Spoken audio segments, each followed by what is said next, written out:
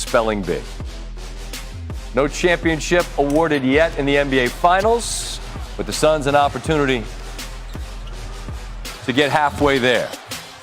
Three-point shooting, a big difference. Jay Crowder hits down there. The Bucks early on were attacking in the post. See Drew Holiday spin and get to the rim. Bucks building an early lead. An open shooter. Crowder the corner three. Booker loses Teague, then buries that one. So two different approaches. The modern approach, which really rewards excellence, is end up in an and one, which led to an 11-point halftime lead for the Suns. Giannis was spectacular. Outside, inside, he had 20 in the third, the most points in a finals quarter since Michael Jordan, against the Suns as well in '93. The Bucks trailing by 10. As we were watching, the question in the room was, what's the closest the Bucks get? They got to within 5, but this was the story. Anytime the Bucks looked to close it, there was a three made on the other end. Giannis hits. It's 6 threes made in this game. Giannis goes for 42. Booker's 31. He says hello to Dwayne Wade after the victory. Bucks down 2-0. Been 4 2-0 comebacks in the finals, including 2005. Most recently, 2016 Cavaliers against Golden State. All 4 teams won Game 3 en route to pulling off the comeback. Hey, 2 things. We got better tonight. I can feel it. We can feel it. We're getting better. We're going to go home. We'll be better at home. Think about the boards. Think about those 50-50 balls. We got to get the 50-50 balls. We got to take care of the board and then go play on the other end. We're getting better. We're going home. That's exactly what we need. All right? Stay together. Stay together. The exact point Tim Legler made, the 50-50 balls. And it wasn't just that the Suns got them. It's what they did with them when they got them. They punished the Bucks time and time again. They also buried 23s. Your specialty. What can you show us about how they got them? Yeah, I'm so grateful when a sound can set up my touchscreen perfectly like that from Coach Budenholzer. That's exactly the problem. We talk about them being close, Scott. This is the kind of stuff we're talking about. They are close. But these kind of things have to be tightened up. And let's take a look at this set. It's one of their pet sets. They love running this. Nobody else in the league runs this kind of a set. They put Booker underneath the rim, and he's going to come off this screen all the way up, and then DeAndre Ayton is going to run a dribble handoff. They're trying to get Booker right here, this area for a three-point shot. Bucks actually defend the initial action pretty well. You get a little switch there. Booker ends up with an open shot, but watch what happens after. This just can't happen. So here's Devin Booker. He missed the shot. The ball right now is on the rim.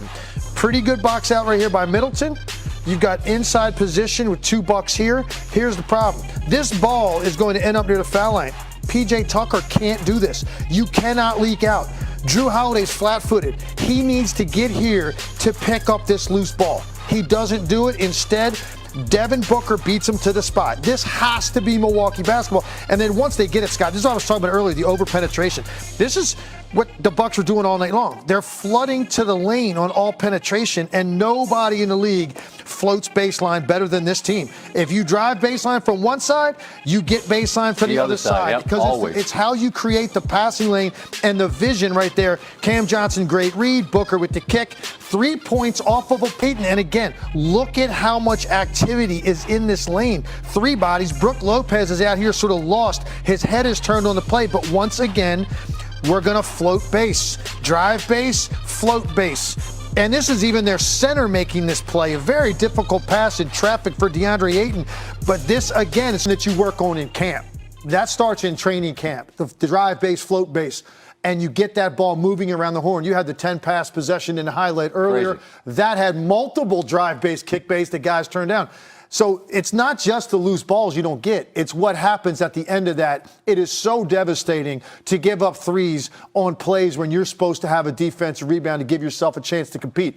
Budenholzer hit it on the head. They're going to see the film. They're going to see 8 to 10 of those types of plays where the Suns get multiple opportunities on the same possession that ends up with a 3-point shot. Giannis goes for over 40. We've hammered home the point that the backcourt's got to score more. I think Middleton will. He's done it time and time again throughout these playoffs. Just go back and look at what he did. Look how good he was in that net series in against Atlanta as well. I mean, he produced in big ways. But what Budenholzer said, right, we got better. maybe. But how do you convince yourself that you really did? Or, you know what I'm saying? Like, as a team, how do you organically make that grow and buy it? I think you know that, first of all, as a team, when you come off the floor, you know what kind of energy you expended out there. And they felt like tonight, much more preparation into it, much more sweat. They left some skin on the floor. They did not do that in the first game. So that's the first thing. You do feel better about the fact that you played that hard. I see what you're saying, though. Is it demoralizing if at the end of that you still give up close to 120 points? You still give up 20 made threes at the end of that? Yes, that is demoralizing. But I think what they are again going to do, and they did it clearly from game 1 to game 2 with some adjustments defensively, it's what we were just talking about. We have to cut down on these types of possessions where they're punishing us at the end of a possession in which we did everything right for 20 seconds and don't secure the basketball. That's what they're going to hang their hat on. They've got 2 days to go take a look at film, to walk through some stuff. Look, Middleton, bottom line is you got to put the ball in the basket. He's not a guy that's wilting under the light. He's just not that kind of guy. He has shown you before in big moments what he's capable of doing. I'm not worried about that. I agree. He has to get rolling. I expect him to do that at home. They clearly had an intention to get Drew Holiday going tonight, Scott, at the start of the game. Very first possession, he ran a play for him to get him a look at the three-point line. He just can't put the ball in the basket tonight. Yeah. So you got 2 guys struggling.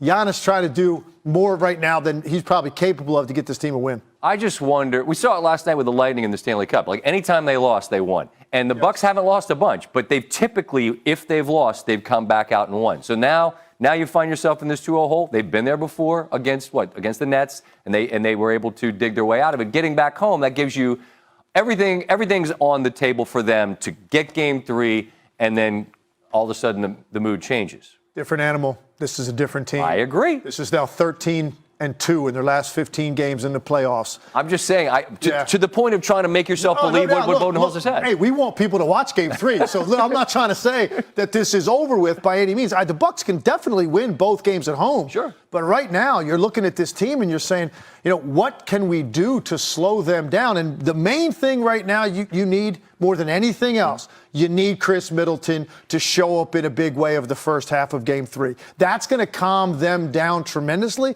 and it's also going to force the Suns to take the ball out of the net a little bit more, which gives you an opportunity to, again, play in half-court defense and not give up some of that early surge up the floor where they got some threes. I'm animated just because I feel like I always back Middleton. I feel like people want to act like he's not what he is. He's proven to be an all-star. My guy Stanford Steve says you overreact to what you saw most recently. Go look at his game log through the playoffs. He's been a star throughout the playoffs. Wasn't tonight. Going to need to be for Game 3. He'll show up in Game 3 in a big way. I have a feeling. We agree. Tim Legler, appreciate you. Thanks, Scott. All right, let's pivot.